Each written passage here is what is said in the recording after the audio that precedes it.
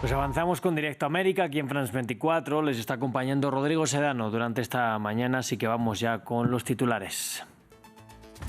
El juicio por las violaciones y agresiones contra Giselle Pelicot concluyó en Aviñón con una condena de 20 años para el principal acusado, Dominique Pelicot, y penas en general menores a lo pedido por la Fiscalía para sus 50 cómplices, todos ellos declarados culpables.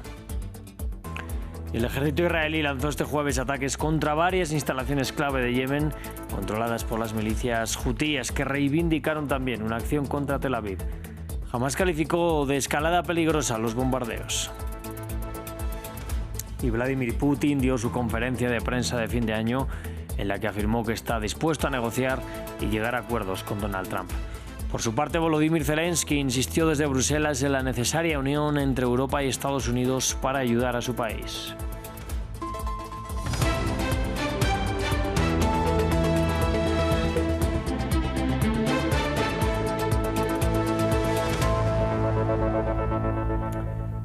Vamos a dar comienzo en Francia. Después de 3 meses de audiencias seguidas por el mundo entero, Dominique Pelicot fue condenado a 20 años de cárcel, la pena máxima en este tipo de casos.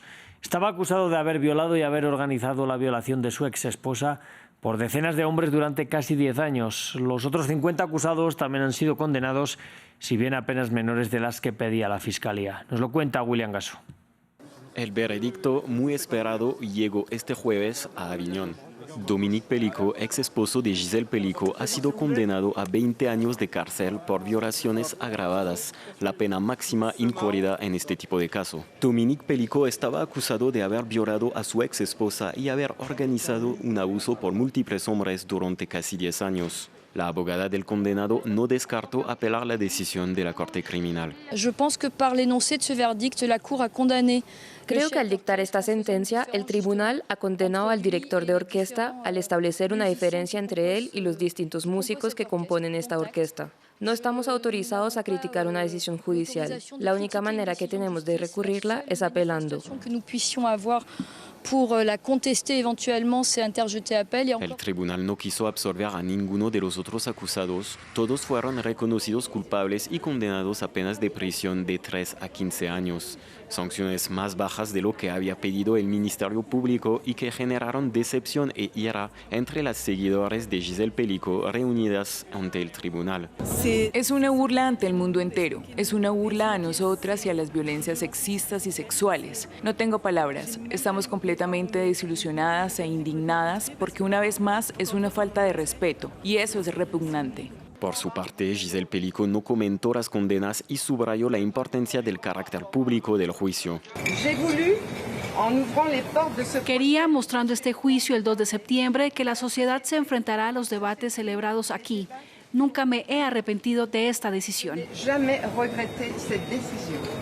Aunque los acusados pueden apelar sus condenas, el veredicto pone fin a 3 meses y medio de audiencias muy mediáticas, mientras el juicio de las violaciones de Mazon quedará como uno de los más impactantes de este tipo en los últimos años. El ejército israelí ha anunciado este jueves por la mañana que ha atacado puertos e infraestructuras energéticas pertenecientes a milicias hutíes en Yemen. Las autoridades locales informan de al menos 9 muertos. Anteriormente, el ejército israelí había anunciado represalias tras asegurar que había interceptado un misil lanzado desde Yemen. Nos amplía Federico Cuevar Verena desde Jerusalén.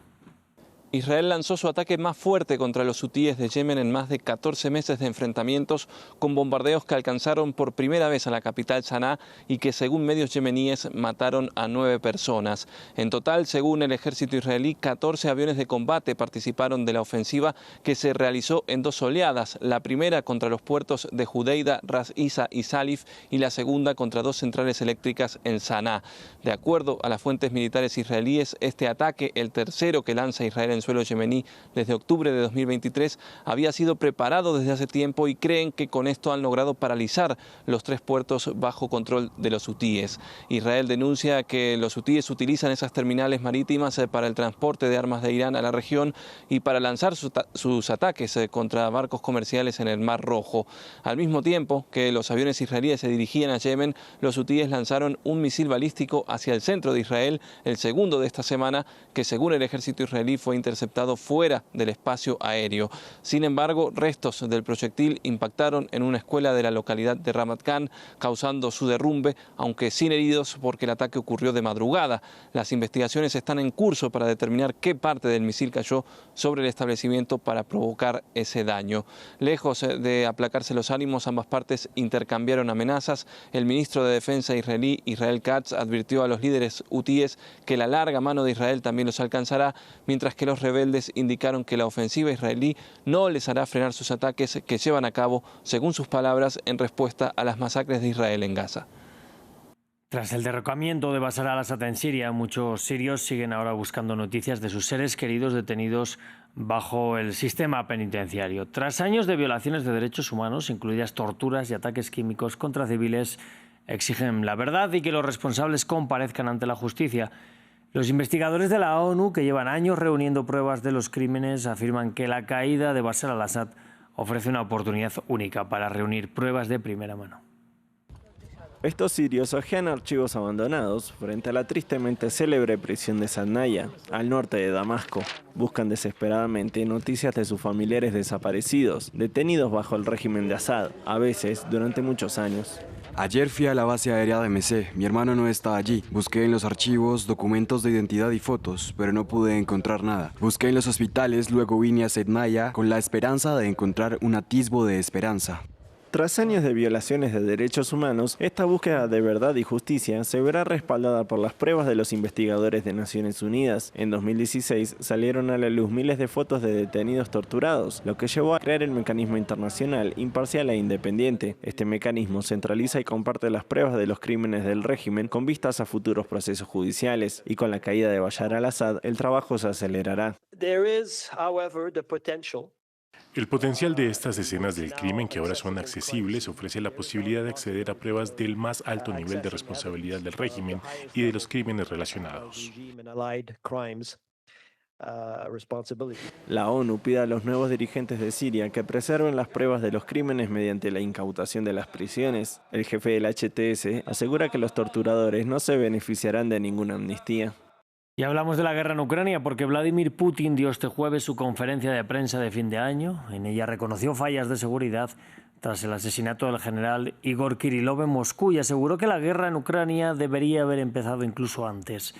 Preguntado por Donald Trump, afirmó también que Rusia está dispuesta a negociar y a llegar a acuerdos. Por su parte, Volodymyr Zelensky, reunido en Bruselas con los líderes europeos, insistió en la necesaria unión entre Europa y Estados Unidos para ayudar a su país.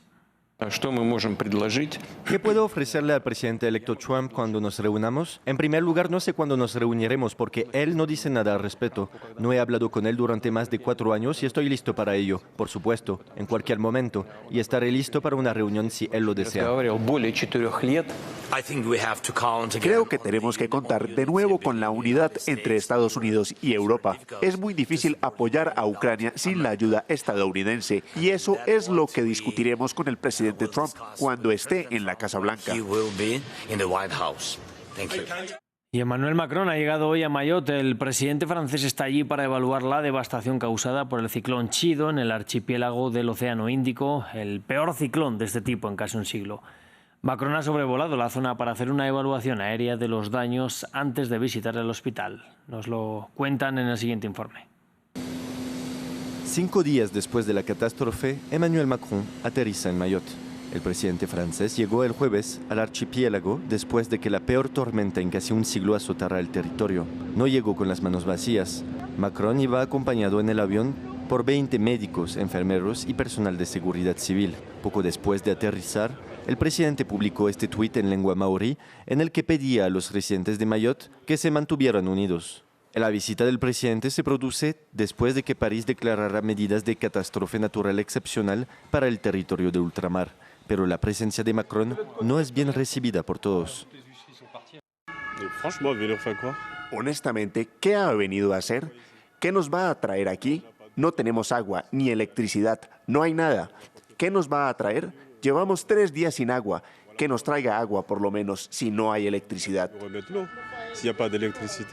El ciclón que tocó tierra el sábado afectó a la zona más pobre de Francia.